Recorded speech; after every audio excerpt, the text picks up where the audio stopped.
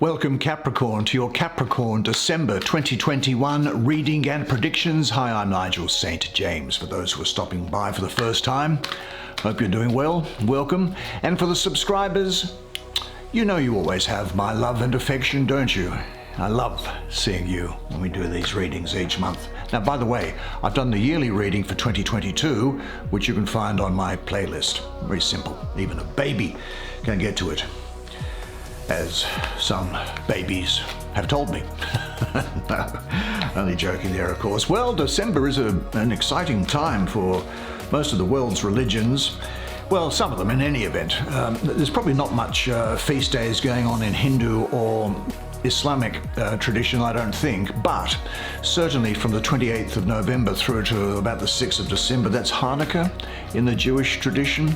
On the 8th of December, isn't that Bodhi Day, which is the Buddhist feast day where tradition has it that the December the 8th was the date upon which the Buddha received enlightenment.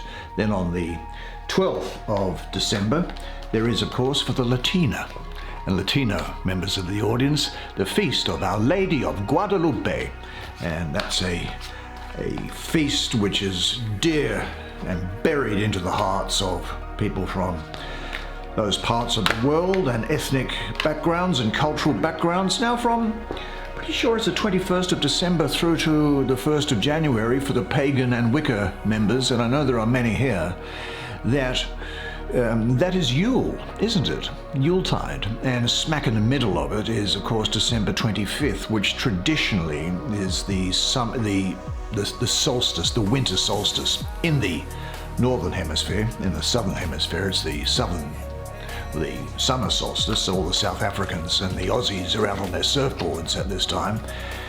But the December the 25th, of course, was the day upon which the sun, the days started to lengthen once again. And that, of course, years ago gave rise for some centuries to the ancient Roman state religion of Sol Invictus, Sol being Latin for sun, and Invictus being unconquerable, or the unconquerable sun.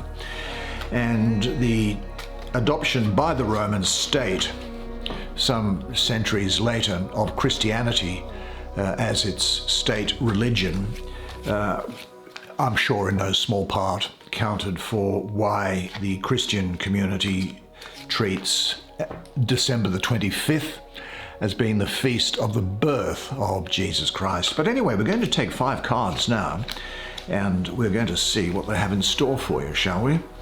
Now there is the Knight of Cups. Speaking of Buddhists, there's a very sort of a Buddhist image there. There's the Queen of Swords. Getting a good vibe around that Queen of Swords for you. There's the Nine of Cups. Good Lord, it doesn't get any much better than that, but I'm not going to give anything away. There's the Three of Swords. And there is what? The Ace of Cups. I think you're going to love the images on these cards. Now, why don't you come down, sit down here next to me. We'll have a good close look at the cards together while I do the reading for you. Here they are, 1, 2, 3, 4, 5. Look at this line of cups running down here. Let's have a look at this ace first. I think aces very often cry out to be called upon first. Well, do you know, I think that Sagittarius is going to be important to you during this period. So is Libra and Scorpio. Well, the Ace of Cups is the angel, the constellation, the element of water, lunar, with the pure wings of the dove. It is yin, internal and soft. As a river it flows around rocks, whereas fire might blast through them. The Ace of Cups is like the moon. It is internal looking and cyclic. The emotions often associated with the suit of cups have a very real and important reason to exist.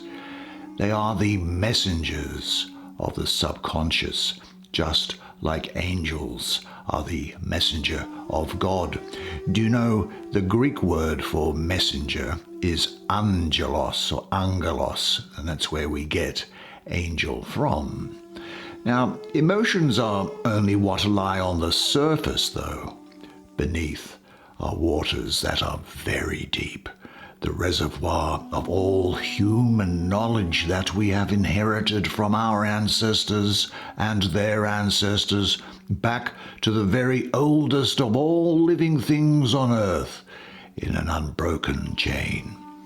It is very ancient and wise, and speaks to you through emotions, dreams, visions, gut feelings, intuition, and even through psychic phenomena. Now, I don't know where the bottom of this water is. I think actually it has no bottom, but I do know that it connects us all in a collective unconscious. You are the steward of a very ancient bloodline. With free will comes free will of love. When you transcend the biological demands of the subconscious and truly begin to decide how you want to love, openly and without judgment or caution, without expectation of return, with purpose, compassionately. This is the kind of powerful flowing force that is yin, and can gently move mountains and shape the earth itself.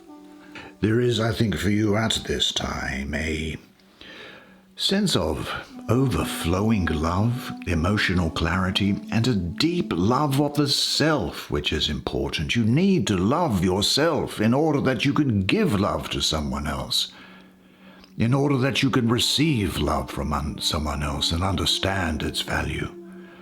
I also see giving and receiving here.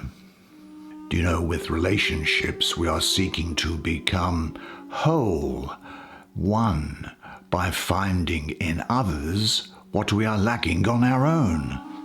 The cup of unconditional love is being offered to you now. Will you drink from it? There's a good opportunity for new relationships here, and they don't just have to be romantic, but they could be business. They could be dealings with social relationships.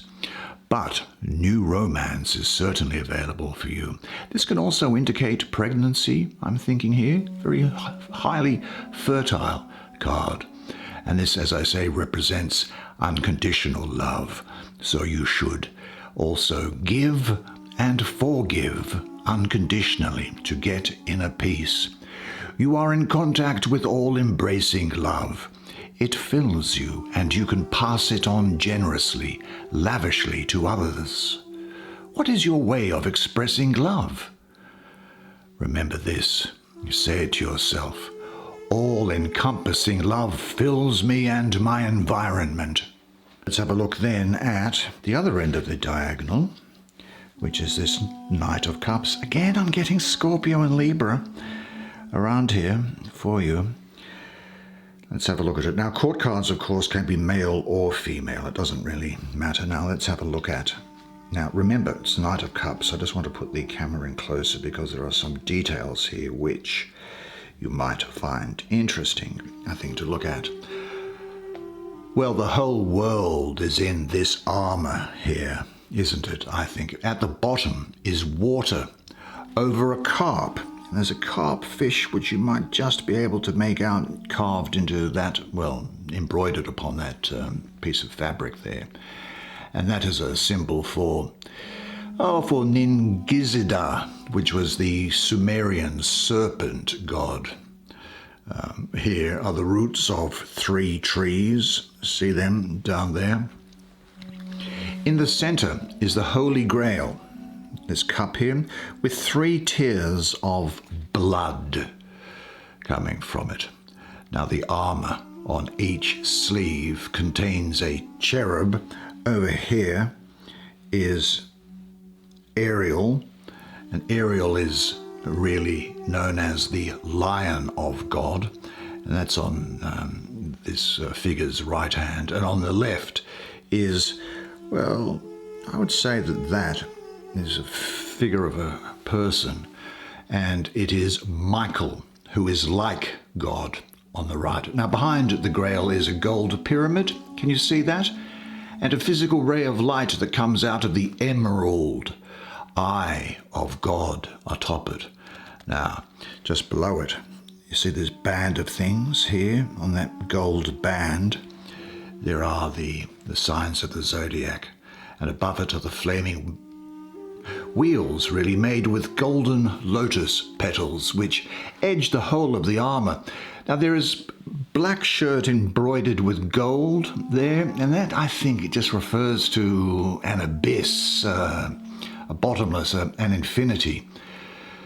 Now, the white lotus has risen from the roots all the way at the bottom, through the water, and past some serpents that are hanging around there, through the grail, and up through the pyramid and the eye, and just across the abyss where it sees the face of God looking down upon it.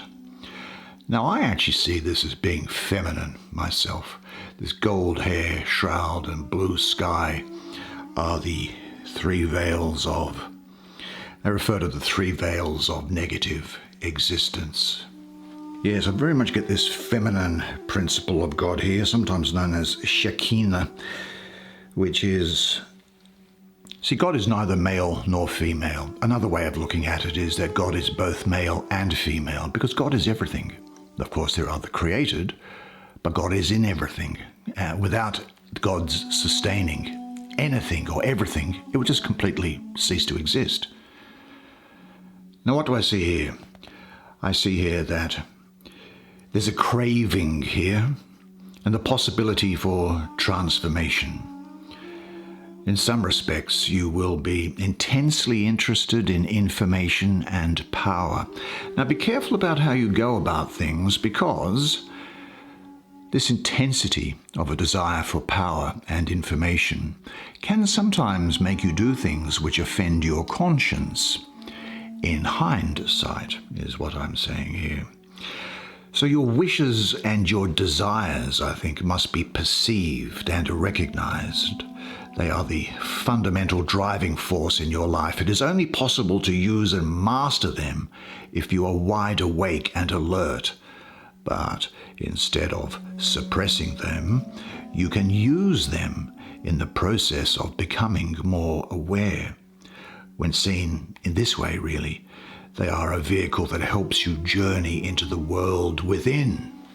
I'm also getting, interestingly enough, for this time of year, a period of rest and healing that has been necessary after a period of aggravation, drama, trauma in your life. This is going to allow you to mend before you go back out into more active phases. But if you don't use that time wisely, you might have a repeat cycle. This can come about, of course, when you overdo it with the good life and with passion and with enjoying all the pleasurable things that life has to offer. You might hear of someone else's expectations having been unfulfilled, leaving them with a period of sadness and disappointment. So be aware of that. But I do think that for you there is the potential of balance and harmony here. There is an intensity here which resonates almost like a Scorpio intensity. Well, that's that Scorpio that I was getting again in Libra. It adds, this can add a emotional depth to a sexual relationship, which gives it great intensity. It doesn't just mean sexual fulfillment, though, but it does mean for you getting the most out of life by living it to the full and using that intensity of Scorpio to make things happen. Now, you should also accept your sexual needs and passion and live them out with awareness. I think you'll discover a lot in this process. Give yourself totally to the experience and observe yourself in it. And maybe ask yourself, what secret wishes are you unwilling to admit to? And spend some time each day visualizing yourself and your desires without getting lost in them. But say this to yourself: I now live out my sexual desires. This makes me more vital and fulfilled. Well then, I think we might go next to, this is a lovely painting here. Let's have a look at it. Isn't this beautiful?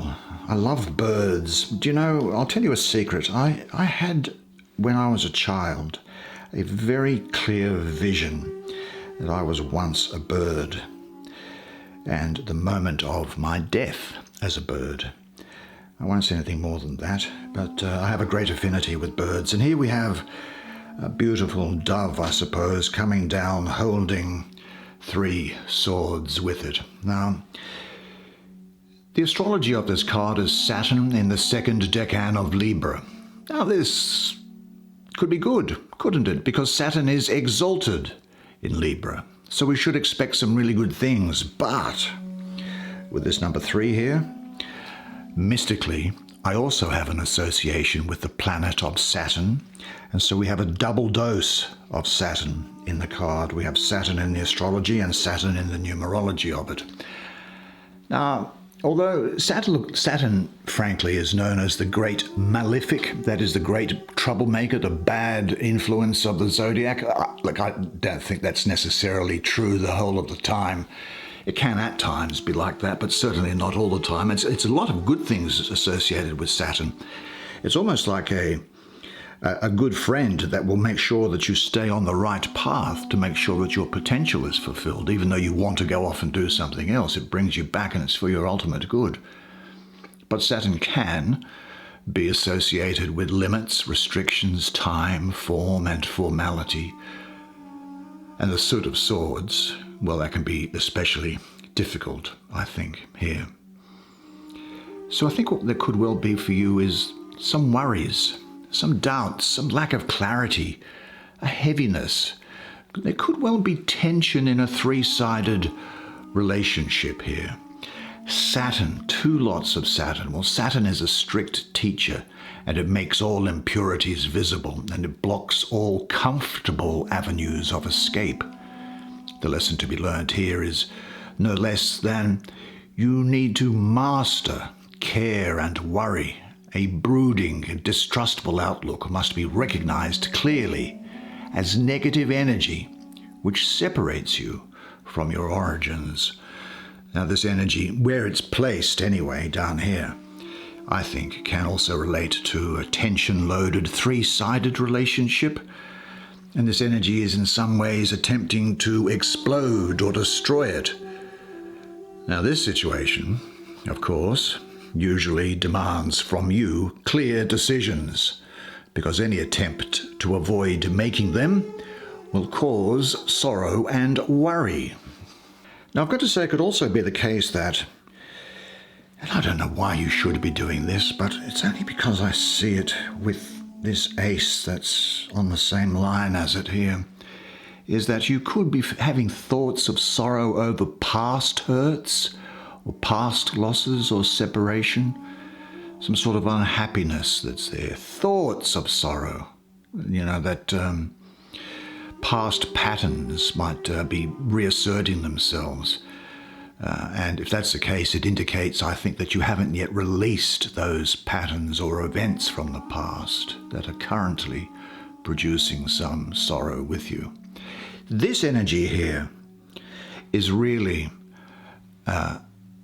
a challenge to you to make clear, unequivocal decisions, because only in this way can the lost balance, that's that Libra aspect, be regained.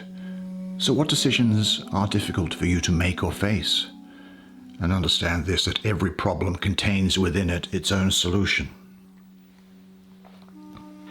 It's also the case, I think, that, and it's obviously no accident that these two have come together, and it's no accident that I see this as being the feminine face of God.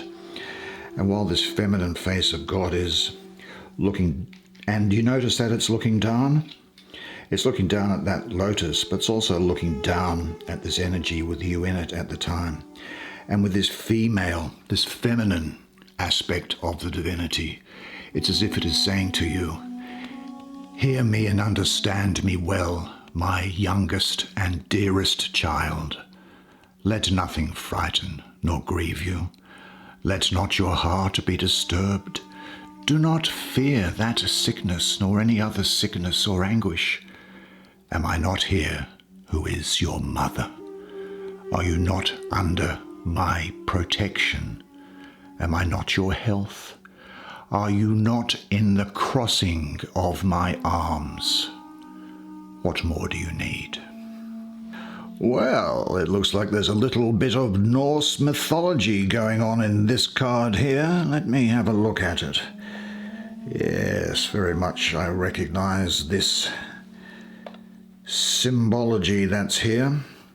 Do you know in Norse mythology, that's in Scandinavia, that is in Northern Europe, as you will know, there were the Vikings. Remember the Vikings? They had their own set of gods before they were converted to Christianity. And the king of the gods was Odin. And Odin had two ravens. See these two ravens here? And they were called Hugin and Mumin. And they meant thought and memory. And they were really the eyes and the ears of Odin and his companions. And each day at dawn, he sent them out to fly over his realm, which was called Midgard. And then, when it was time for the evening meal to be had, they returned with all the news of what was going on in the world, what they'd seen, who was saying what to whom, and what have you. Now, Odin always worried that one day they wouldn't come back, but they always did. Then we look at this emerald green in the eye here. And emerald, I suppose, green is used here because it is the center of the visible color spectrum, which you see in rainbows. That visible color spectrum is red, orange, yellow, green, blue, indigo, violet. Green is really, truly the very center of our beautiful, colorful reality. The center of the rainbow, the emerald throne of God. So here sits Hugin and Mumin on the tree of life, and that's also part of the Viking mythology, protecting the spark of life within them, as we all do, reporting back to Odin each night. And we experience the world through the eyes of separation ourselves, don't we? And through individuals. Now, the face of the Queen of Swords is here, but I think it's actually the whole of the landscape. She is everything, and each one communicating and experiencing each other in states of solve and coagulation, separation and togetherness. The other reason, I see Libra and Virgo being important to you during this time, Virgo as well. Libra, because of this green, that has an association with Venus to me. Venus, of course, rules two signs, Taurus and Libra, but because we're up in a tree, high up, and Libra is an air sign, whereas Taurus is an earth sign, I would say that this is an association with Venus. Well, I see it as an association with Libra.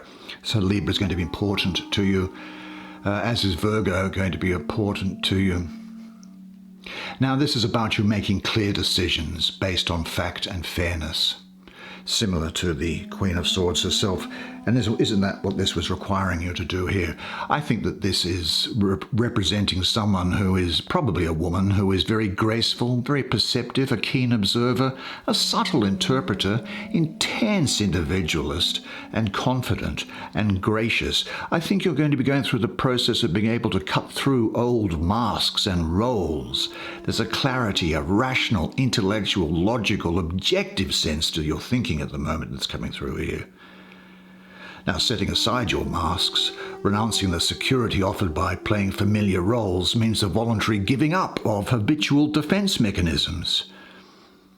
By using the sword of penetrating insight, you come to recognize that the masks you wear not only protect and camouflage, but they also separate you from yourself and others. The openness and receptiveness of a child, that is what you should have at this time. You need to make an unbiased decision here, about a situation. Compassion and empathy may distract you, so you must go with your head and not with your heart. It's not a time to beat around the bush about a situation. Decide and act and cut through old patterns and masks. Now, I think you're in the process of separating yourself more and more from old roles of behavior patterns. Now, this can be a painful experience, but it's worth it. The clarity you gain frees you.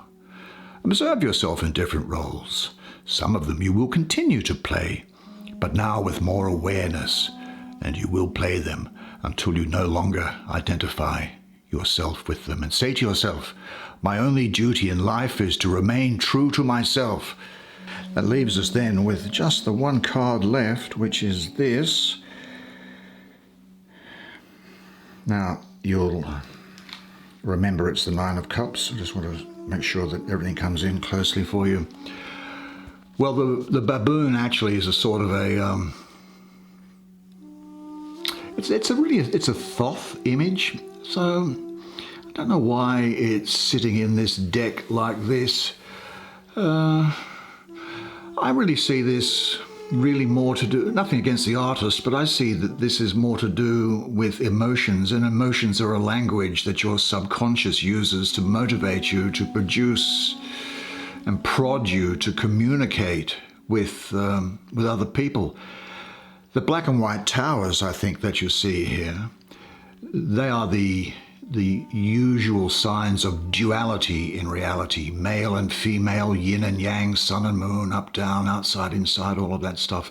In our earthly incarnation, we live with both black and white in somewhat equal measure. And they weave themselves into the checkered ground pattern that we all walk upon. No matter where you step, you will surely come to black or white somewhere. Now, if you have a look at this star that's up here, that's a 9-pointed star, and it's made out of 3 triangles, 3 threes, which of course befits the number 9, the sacred number of 9. And this is symbolically the star of eternity. Now, there is a stairway leading up to the star. That means so many things, I guess. A stairway to heaven, Jacob's ladder, a road to eternity. It is the lightning bolt from God which connects heaven and earth, place from where you begin to exist. The astrology of the card is that of Jupiter in Pisces, and Jupiter's softer concerns, such as warmth and caring and expansion and philosophy, are beautifully expressed through sensitive, spiritual Pisces. And the result of this is that you have great happiness, and this is the overriding image that's coming in your reading today. This is the central energy that's here. Great happiness, even to the extent of you asking yourself, what is it that my heart desires? What would make my heart feel fulfilled? I think what will happen is that you will find that your heart is fulfilled, that your desires are met. This is in some respects what you might call the wish card.